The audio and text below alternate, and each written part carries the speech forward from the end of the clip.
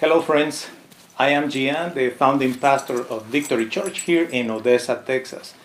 Today I'm at home, this is my home office, and my dear friend Maximus wants to be part of the Bible study tonight. I don't think he is going to do it, but look, he just loves to jump on you and he thinks he's just like a baby. Anyway, I want to start our Bible study soon, but I need to take Max somewhere else, okay? Thank you, guys. Okay, guys, before I go to the Bible study, some of you are watching through YouTube or maybe Vimeo or perhaps Facebook or Twitter or Periscope, whatever is the social media website or app that you are using. I thank you for that, but I want to share with you quickly something that you probably don't know or probably you don't remember is the existence of our Roku channel. This is a traditional menu of any Roku TV. If you download the app My Victory, as you can see it here, My Victory Church is a Roku channel that you have access to where you can watch live shows or the worship service or the Bible study, etc. So I invite you to do that anytime you want. And actually this Bible study will be available this evening on My Victory Roku channel if you want to watch it as well. Let's start with the Bible study. We have been reflecting about the passage in Genesis 27 from the verse 1 through the chapter 28 verse 9, the story of Isaac, Rebekah, and the two children, Jacob and Esau. The title of tonight's session is What It's Done, It's Done. This piece of paper that we give to everyone coming to our Bible study on Victory Church every Tuesday, and you have access to it also through the posts on social media. You can just download the page with the points of this study. So, and we have read this passage in the name of the Father, the Son, and the Holy Spirit. This story is an interesting story that I suggest you to read it. We are not going to do it because of time. But let me go through the 3 points that I want to discuss with you tonight. There is a big issue between Jacob and Esau as a result of the blessing that Isaac gave to his son Jacob, thinking that he was Esau. The hostility between these two siblings started right there. Today, I want you to think of this big problem that many families have today, which is the hostility between siblings.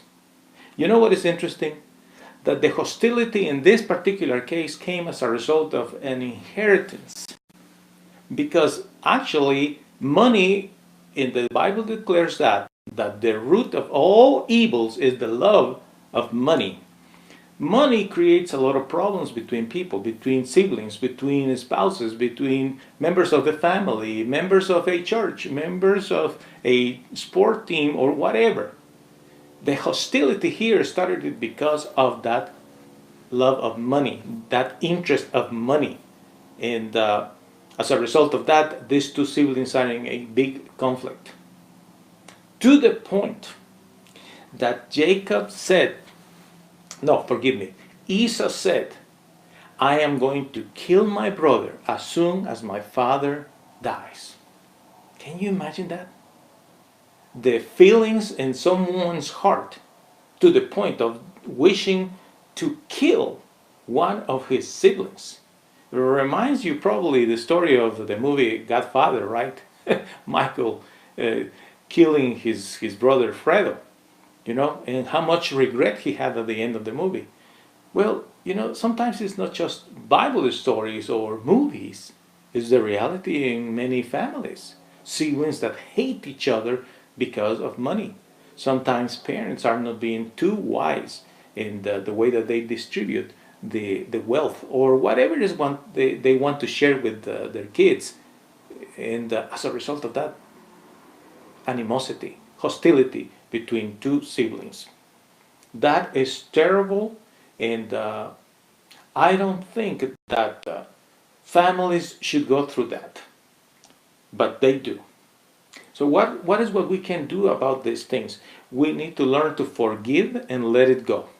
If you are in trouble with any of your siblings or any family member because of inheritance, my suggestion to you is forget about it, let it go. Some people legally already took care of certain things. They already have properties in their names, money, vehicles, etc. They stole anything or everything, and sometimes it's just too late.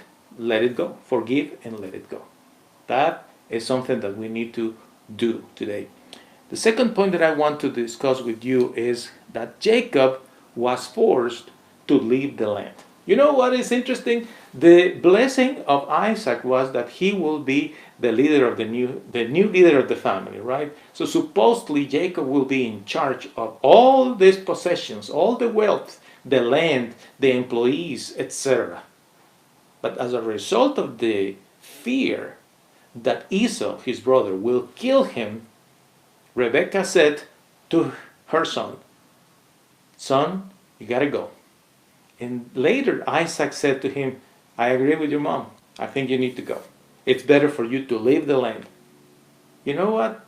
All the scheme, all these tricks that they played in order to get the inheritance at the end didn't work well for Jacob. Jacob needed to leave the land. What is the thing I see in many cases that people are trying to do all kind of manipulations to get some things, and at the end they will not be able to enjoy it. And that happened to Jacob in this particular case. He needed to leave and go to his relatives somewhere else. How sad is that? And now the mother, Rebecca, who wanted to have security and also the protection of her son, now has no son because Jacob has to go, and Esau is married to these two women that she doesn't approve. What a problem. You see, how can we apply this to our lives? Is today we need to see that it's not worth it to try to manipulate things, because at the end it's going to bite you. So no. That's not a good idea. It's better if you just don't put your hands on certain things. Just let things happen. Because what is yours is yours. When the Lord wants to bless you, He will bless you regardless. But if you are trying to manipulate things and try to move things and get documents here and get signatures there, at the end it's going to be bad for you. And the third thing that I have for you tonight is that Esau realized at that point that the fear of his mother was that because he married these women that she didn't approve. So he said, I'm going to change that. I'm going to marry another woman that maybe she will approve. So now he goes in a third marriage, having a third wife, thinking, now my mother is going to be happy. My father is going to be happy. You know what, my friends? Sometimes we cannot fix certain things. What is done is done. You cannot scramble eggs, they say. What is what you have done in your life? If you have made wrong decisions, if you have made mistakes, if you have done certain things that upset people or created problems for some people, sometimes it's just better just let it go. Sometimes trying to correct things not necessarily will bring a solution. In all cases, what we know is that reconciliation has to be from heart to heart. And the only one that can change our hearts is the Lord. It's through His Holy Spirit. If you are listening today and you are understanding what I am sharing here with you today, number one is, do not try to manipulate anything in order to get something out of it. Don't do that. Number two, if you insist in trying to do things to get what you want, at the end you are going to regret it and you're going to suffer. Don't do that. And third, for those who have done certain things that affected others, I think it's better for you just to step back. And instead of trying to do more things that will bring more problems, maybe, it's better just to step back and wait. Talk to the people around you, especially when it's about your business, with your family, with your friends, in your company, with your church. Speak with people. Try to come to a negotiation. Well, I want to share with you something today here. Here in my hands, I have quotes of some insurance companies that I have received today. I was trying to get some things done with my insurances last week, and somebody, one of the companies that I use, said to me that the policy didn't allow certain things, and they didn't want to work with me. So you know what I did? I gave them time. I said that was Friday. I said, let's talk Monday or Tuesday. Let's see what happens. They didn't call me. So today I decided to go and research for better prices and insurances, and guess what happened? I got better prices, and I am now in a better position. So I called the company this afternoon and I said, all this is happening because you were not flexible. You were so rigid. This is it. You know, companies need to work with their customers. We need to work with our people. You need to be more flexible with whoever you are dealing with.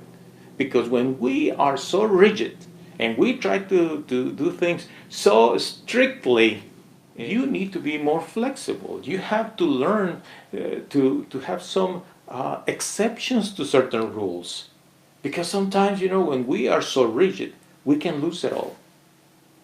Flexibility comes as a result of being willing to listen. Listen to the people around you, to your customers, to your supervisor, to your co-workers. Listen to people around you, your family members. Listen to them. What is what they need, what is what they want, and work with them. That is very important. This family suffered a lot. And there is more that we are going to discuss in the next studies. But one of the things that I can tell you is this. Not being able to communicate with our people and share with them what is what we would like. Not being able to listen to our people to hear what they would like puts us in very difficult spots. So it's better if we are flexible, if we learn to listen and try to work with everybody.